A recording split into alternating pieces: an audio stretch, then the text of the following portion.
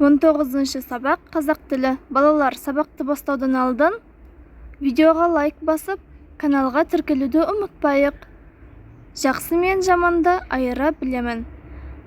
Балалар, сендерге тапсырмаларда ауызекі жауаптарын айтып өтемін. Сендер сол жауаптардың арасынан өздеріңе керекті тапсырмалардың жауабын алып, дәптерлеріңе жазып алсаңдар болады. Бірінші тапсырма. Кестедегі сөйлемді салыстыр. Олардың мазмұнына, тыныс белгілеріне назар аудар.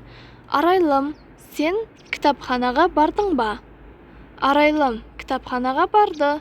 Әже, ертегі айтып беріңізші. Әжем ертегі айтты. Дүкеннен керек заттарды алуды ұмытпа, қызым.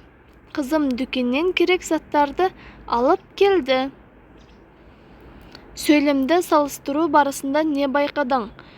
Бұл сөйлемдер бірінші сөйлемде сұраулы сөйлем болса, екінші сөйлемде сол сұраулы сөйлемге жауап. Екінші сөйлемде әжесі туралы айтылған. Үшінші сөйлемде қызына ескерту айтып, және қызының керекті заттарды қалдырмай алып келгендігі туралы айтылған. Екінші тапсырма. Мәтінді мұқият тыңда.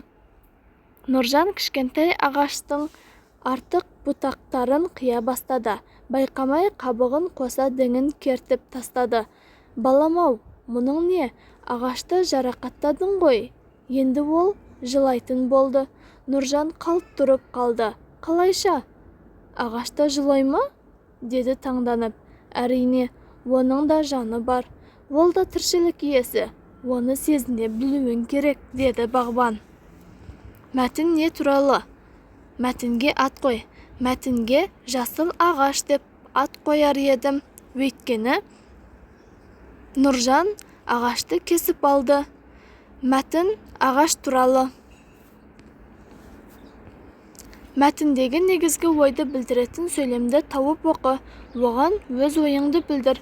Мәтіндегі негізгі ойды білдіретін сөйлем: Нұржан кішкентай ағаштың артық бұтақтарын қия бастады. Бұған менің өз ойым: Нұржанның бұл іс-әрекеті өте орынды. Мәтін мазмұны бойынша жоспар құр және оны жаз. Мәтін мазмұны бойынша жоспар: Нұржан кішкентай ағаштарды не істеді? Нұржан байқамай қабығын қоса діңін кертіп тастады ма?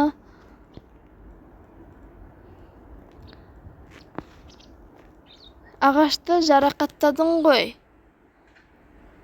деген кім еді? Бағбан Нұржанға қандай кеңес айтты? Мәтіндегі қарамен жазылған сөзге назар аудар. Бұл сөз не үшін қолданылып тұр деп ойлайсың? Мәтіндегі қарамен жазылған сөз балам-ау деген сөз. Бұл сөз қаратпа сөз болып айтылып тұр. Тілде біреудің назарын аудару үшін қолданылатын сөздер болады. Ондай сөздерді қаратпа сөздер дейді. Дана, сен хайуанаттар бағына барасың ба? Үшінші тапсырма. Мәтінді тиісті дауыс ырғағымен оқы. Қаратпа сөздерді тап. Шырағым, Камаш, мына қарасауқаудың баласы саған білдірген әкеліпті. Өзі бұрын есік ашпаған бала екен. Жақсылап көйлек тігіп кигіз. Ия балам, оқып жүрсің бе? Оқып жүрмін, Абай ата. Бұл жерде қаратпа сөздер: шырағым, Камаш және ия балам, Абай ата.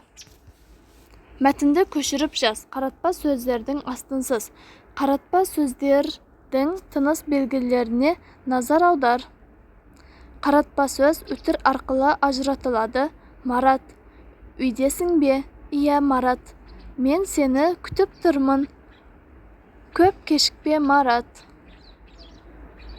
Төртінші тапсырма. Орны ауысқан ашық хат бөліктерін қалпына келтір. Қымбатты әже, сізді туған күніңізбен құттықтаймын. Сізге денсаулық, ұзақ өмір тілеймін. Ашық хатты жазып қаратпа сөздердің астынсыз. Бұл жерде қаратпа сөз қымбатты әже. Сонымен балалар, бүгінгі сабағымыз осымен аяқталды. Түсінбеген тапсырмаларыңды комментарийға жазып сұрауларыңа болады.